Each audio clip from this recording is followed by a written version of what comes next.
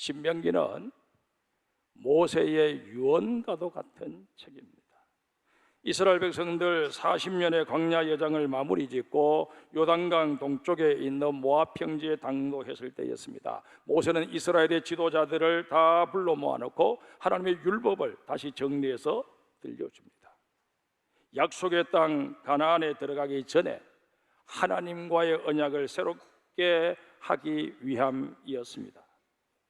오늘 본문도 그중 일부입니다. 오늘 본문의 핵심 구절은 18절에 나오는 내 하나님 여호와를 기억하라 라는 말씀입니다.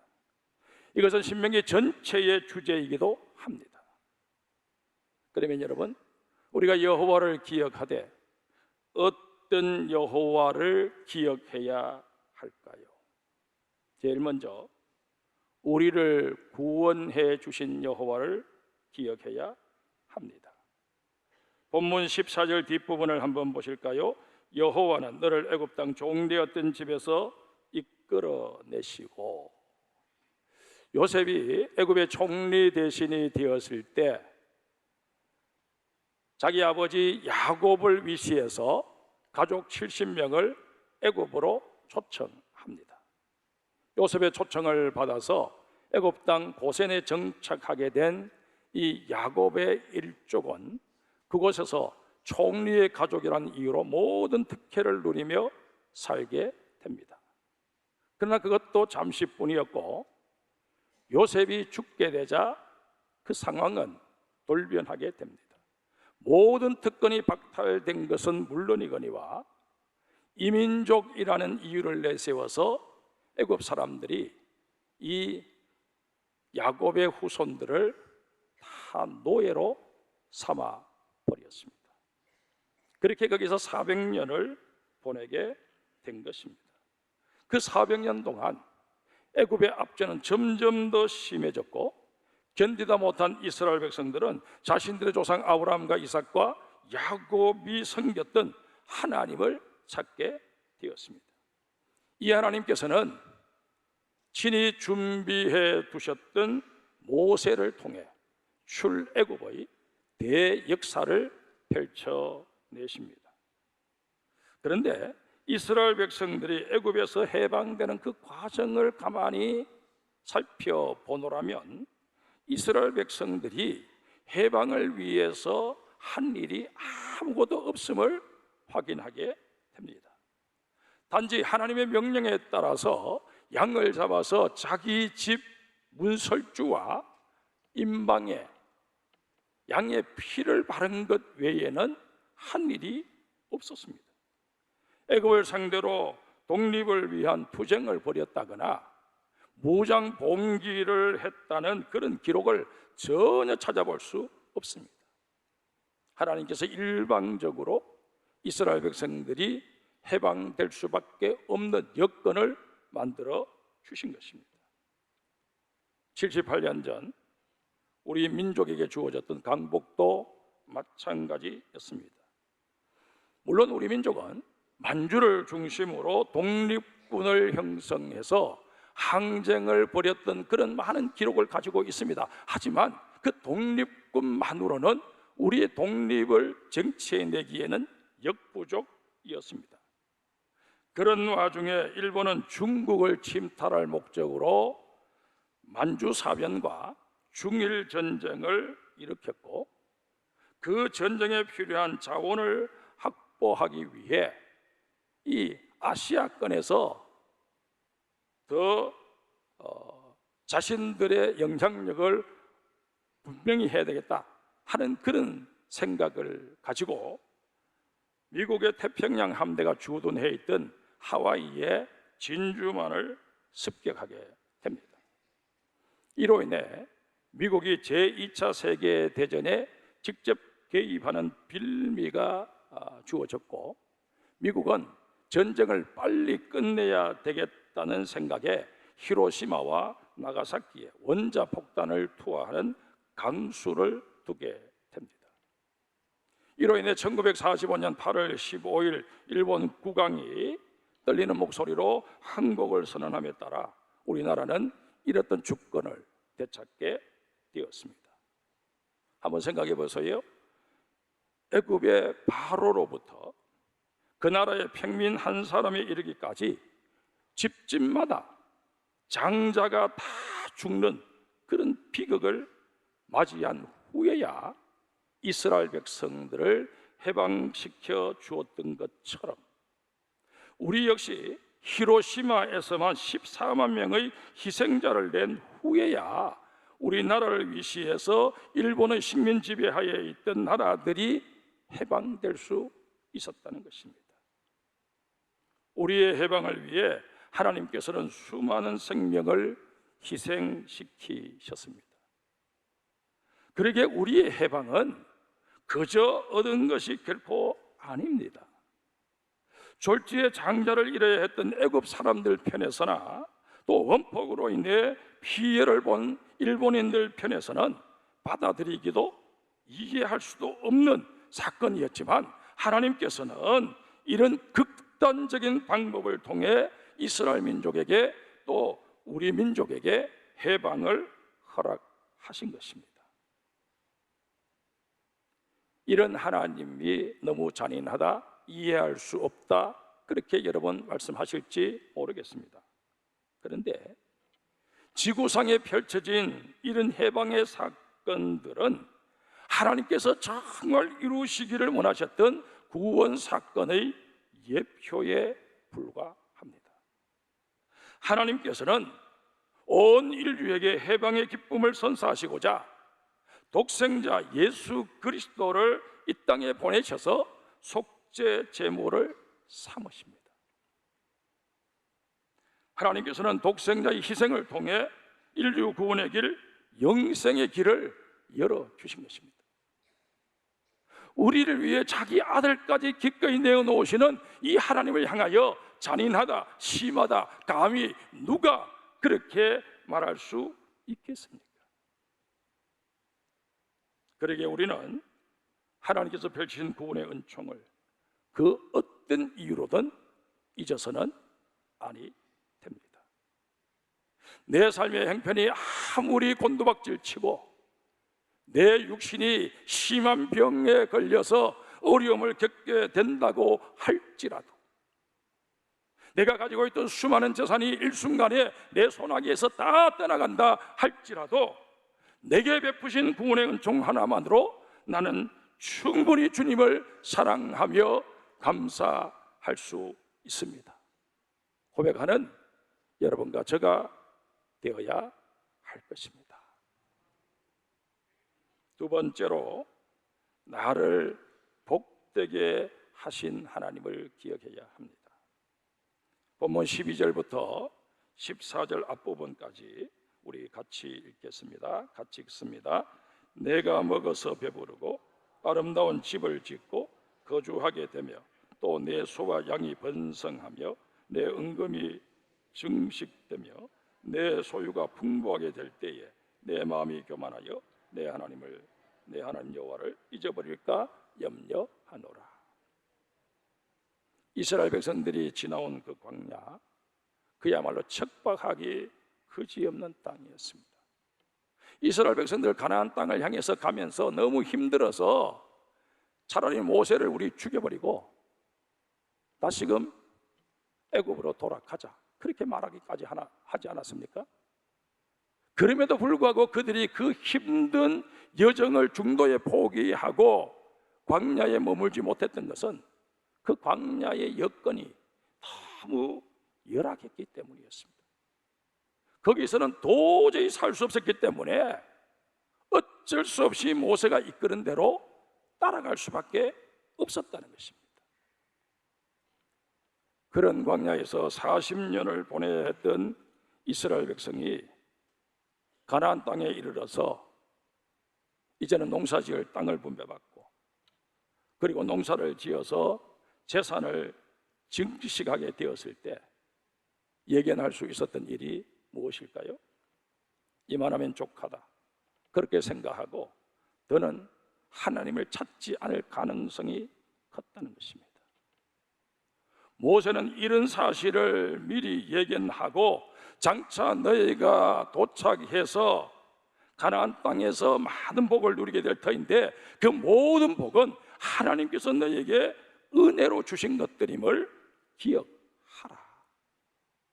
그걸 지금 주지시키고 있는 것입니다. 먹어서 배부르고 아름다운 집을 짓고 거주하며 또 내 소와 양이 번성하며 내 은금이 증식되며 내 소유가 풍부하게 될 때라고 한 이 본문 12절 13절의 말씀이 우리에게 그대로 실현된 것입니다. 그런데 여러분, 문제는 14절입니다. 내 마음이 교만하여 내 하나님 여호와를 잊어버릴까 염려하노라. 2022년도에 갤럽 인터내셔널에서 61개국 사람들을 대상으로 종교 성향과 실제에 대한 세계인의 인식을 조사한 바 있습니다. 그 결과 61개국의 응답자 가운데 62%가 나는 종교적인 사람이다 라고 응답했습니다. 반면에 한국인들은 그 반밖에 되지 않는 31%만이 나는 종교적인 사람이라고 대답했습니다. 소위 경제동물이라고 불리는 일본의 경우는 15%만 자신을 종교적인 사람이라고 응답했습니다. 그런가 하면 신의 존재를 믿느냐라는 질문에도 세계인들은 72%가 믿는다라고 응답했는데 한국인들은 41%만 신의 존재를 믿는다고 응답했습니다. 아예 자신을 무신론자라고 밝힌 경우도 61개국에서는 10%밖에 되지 않았는데 우리나라는 무려 34%나 되었습니다.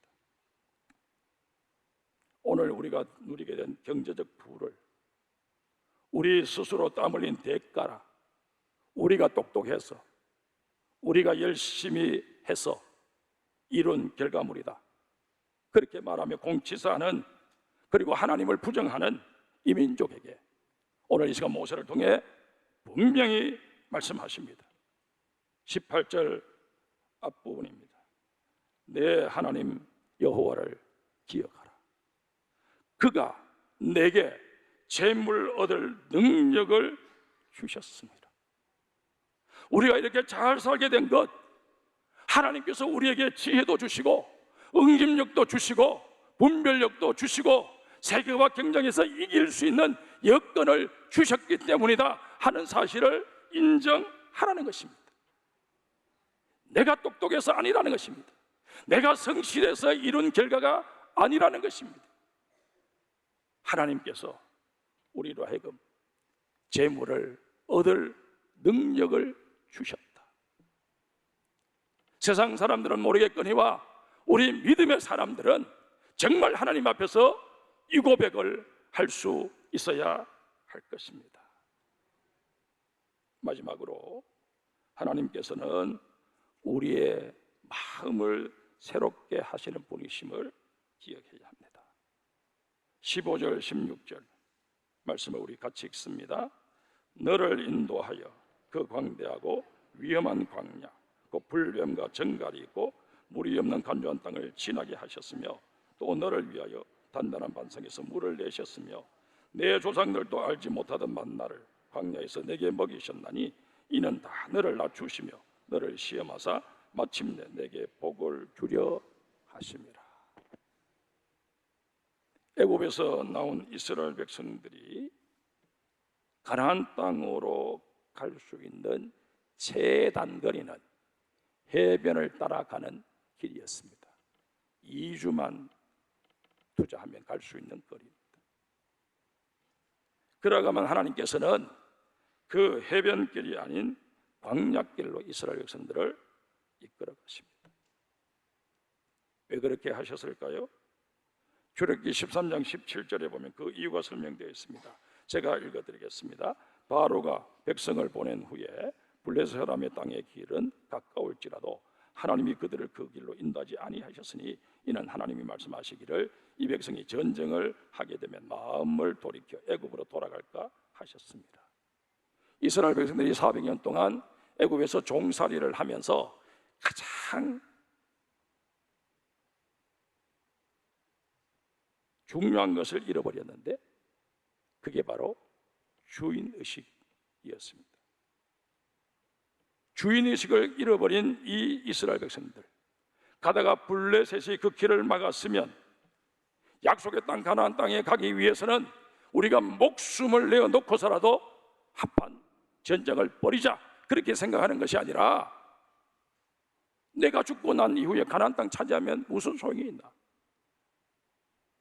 차라리 우리 애굽으로 돌아가서 거기서 종살이 하는 게 죽는 것보다는 낫지 않겠나, 그렇게 생각하고 도망칠 가능성이 컸다는 것입니다. 하나님께서는 이 부분에 주목하신 것입니다. 이스라엘 백성들에게 이렇던 주인의식을 회복하지 못하면 가나안 땅 아니라 그 어떤 옥토가 주어진다고 할지라도 아무 소용이 없다는 것 하나님이 간파하신 것입니다. 이스라엘 백성들이 걸어가야 했던 광야길, 온갖 어려움이 도사리고 있었습니다. 그중 가장 큰 위험은 가도 끝이 보이지 않는다는 것이었습니다. 길이 좀 험해도 고생스러워도 한두 달만 가면 목적지에 도달할 수 있다라고 한다면 얼마든지 견뎌낼 수 있지 않겠습니까? 그러나 이스라엘 백성들이 걸어가야 했던 그 광야길은 가도 황량한 사막밖에 보이는 게 없었습니다. 하나님께서 왜 이렇게 하신 것일까요? 16절에 그 답이 있습니다. 이는 다 너를 낮추시며 너를 시험하사 마침내 내게 복을 주려 하심이었느니라. 한마디로 이스라엘 백성들이 복을 담아낼 그릇을 준비하게 하시고자 이렇게 하셨다는 것입니다. 여러분, 하나님께서는 아무에게나 복을 베풀어 주시는 분이 아니십니다. 그 복을 받아서 잘 갈무리할 수 있는 준비가 되어 있는 사람에게만 복을 베풀어 주십니다. 이런 차원에서 이스라엘 백성들의 그 잃어버린 주인의식을 되찾아서 하나님의 복을 제대로 갈무리할 수 있는 능력을 갖추게 하시고자 그들을 그 험한 광야길을 거쳐가게 하셨다는 것입니다. 이제 우리나라로 눈을 돌려봅시다. 1945년 8월 15일 해방과 함께 우리나라는 북위 38도를 기준으로 남과 북이 나뉘고 말았습니다. 북쪽은 소련군이 주둔해서 사회주의 체제를 구축해 버렸습니다.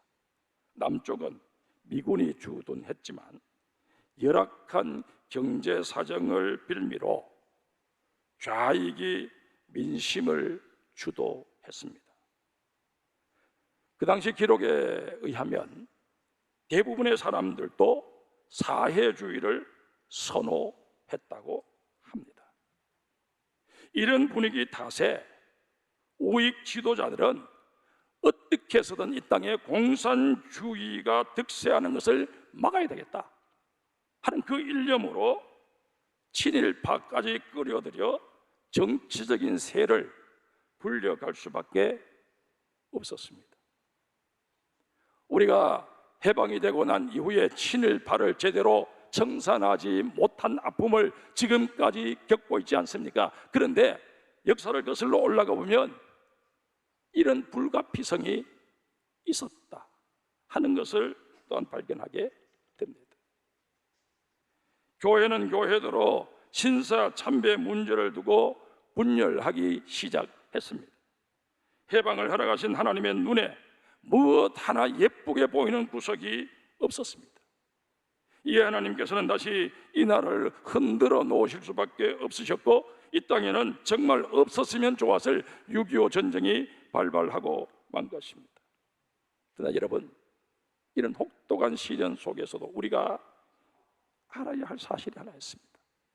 하나님은 그 고난 속에 우리를 팽개쳐 두신 것이 아니라 그 고난을 통해서 우리를 새롭게 다듬어 주셨다는 사실입니다. 국력이 약하다는 이유로 국제사회에서 무시당하거나 또다시 전쟁의 소용돌이에 휘말리지 않고자 온 국민이 허리띠를 졸라매게 하셨습니다. 제 어릴 때 기억으로도 초등학생들도 의무적으로 통장을 다 만들게 했습니다.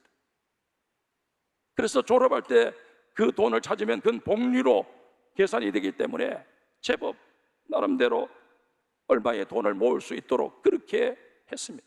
그렇게 초등학생의 주머니에서까지 예금을 하도록 해서 그 돈으로 나라의 산업 기반을 닦아낸 것입니다.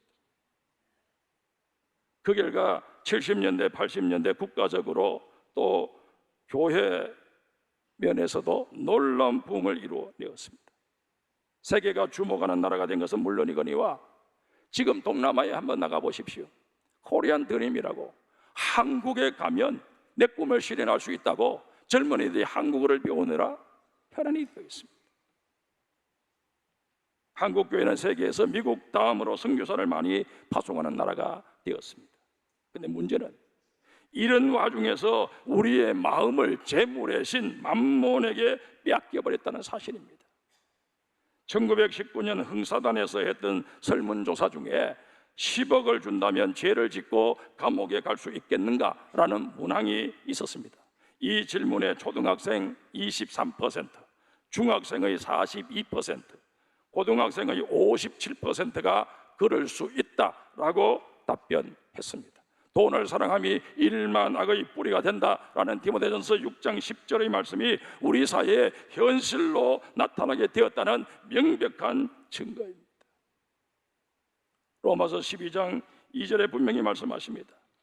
너희는 이 세대를 본받지 말고 오직 마음을 새롭게 함으로 변화를 받아 하나님의 선하시고 기뻐하시고 온전하신 뜻이 무엇인지 분별하도록 하라.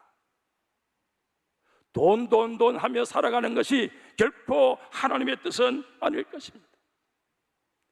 정말 하나님께서 우리에게 이런 놀라운 복을 허락하여 주시고 우리 민족에 기대하시는 바가 무엇일까? 그것을 깊이 생각하는 우리 이 땅의 그리스도인들이 되어야 할 것입니다. 정말 우리는 기도 중에 나를 찾아와 주시고 말씀을 읽고 묵상할 때 나를 찾아와 주시는 그 주님을 대면하며 주여, 주님께서 나를 이렇게 귀하게 세워주셨는데 내가 이제 주님을 위하여 무엇을 해야 되겠나이까 질문할 수 있는 우리 모두가 되어야 할 것입니다. 앞서 렘브란트의 작품처럼 다시금 우리가 돌아와 하나님을 기억하고 하나님을 찾을 때, 우리 주님의 품에 안길 때 주님께서는 아버지의 사랑으로, 어머니의 사랑으로 우리를 안아주시며 우리를 회복시켜 주실 것입니다. 예레미야 29장 11절의 말씀으로 설교를 맺을까 합니다. 여호와의 말씀이니라. 너희를 향한 나의 생각을 내가 아나니 평안이요 재앙이 아니니라. 너희에게 미래와 희망을 주는 것이니라. 사랑하는 성도 여러분, 아직 늦지 않았습니다. 국가적으로도 교회적으로도 가정적으로도 개인적으로도 아직 늦지 않았습니다. 우리를 구속하여 주시고 놀라운 복으로 채워주셨을 뿐만 아니라 지금도 끊임없이 우리와 함께 하여 주셔서 우리를 새롭게 하시는 우리 주님께로 다시금 얼굴을 돌리는 우리 모두가 되어야 할 것입니다. 하나님께 길이 있습니다. 우리 주 예수 그리스도께 소망이 있습니다. 보혜사 성령님께 위로와 치유의 은혜가 있습니다. 이것 외에는 달리 길이 없습니다.